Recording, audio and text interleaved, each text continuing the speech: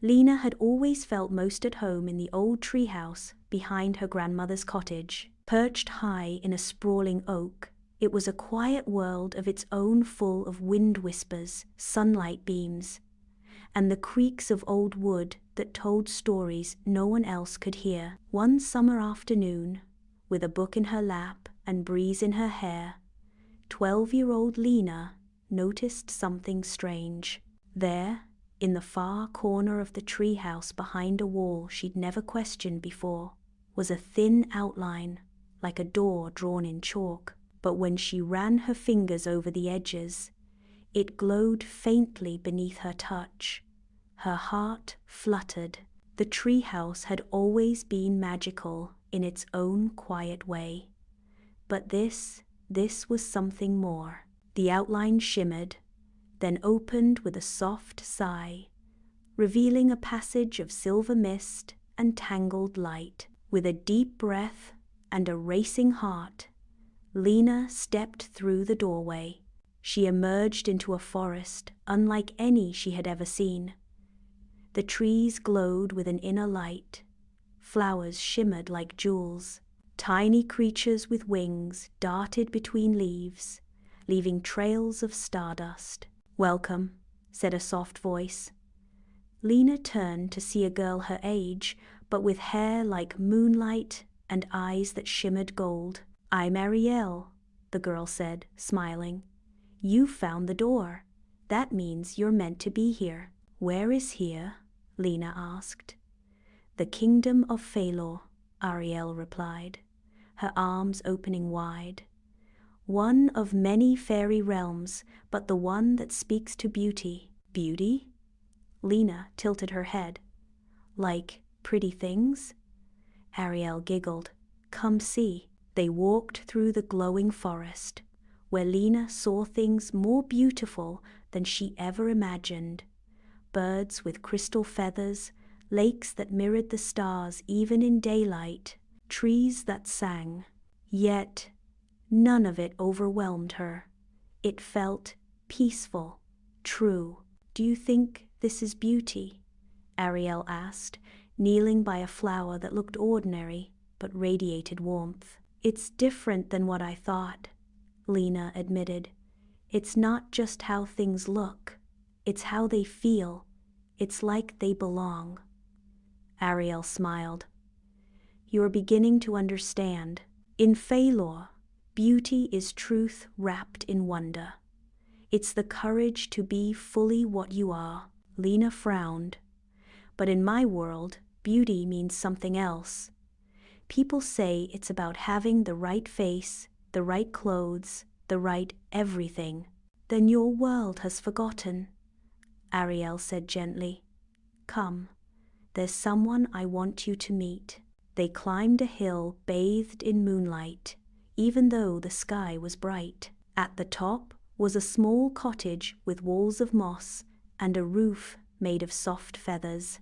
Inside sat a Eloan woman with deep lines on her face and hair like silver rivers. She looked old, yet her eyes sparkled with mischief and kindness. Lena hesitated. "Why me? Why did the door open for me?" "Because beauty called to you," Eloan answered. "And not the kind from magazines or screens, the kind that aches in your chest when the sky turns gold at sunset, the kind that sings when you help someone feel seen." Lena swallowed hard. "But I don't feel beautiful. I never have." Eloan leaned close. "True beauty isn't something you wear, it's something you are. It grows when you tell the truth, when you love someone, when you stand up even though you're scared." That night, Lena slept in the moss cottage and dreamed of stars that whispered secrets. When she woke, Ariel took her to a hidden grove where the trees grew in a circle. In the center was a mirror. "This will show you the beauty you carry," Ariel said.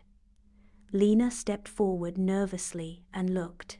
At first, she saw herself as she always had. Brown hair, crooked smile, a face she never quite felt at home in. But then, the mirror shimmered.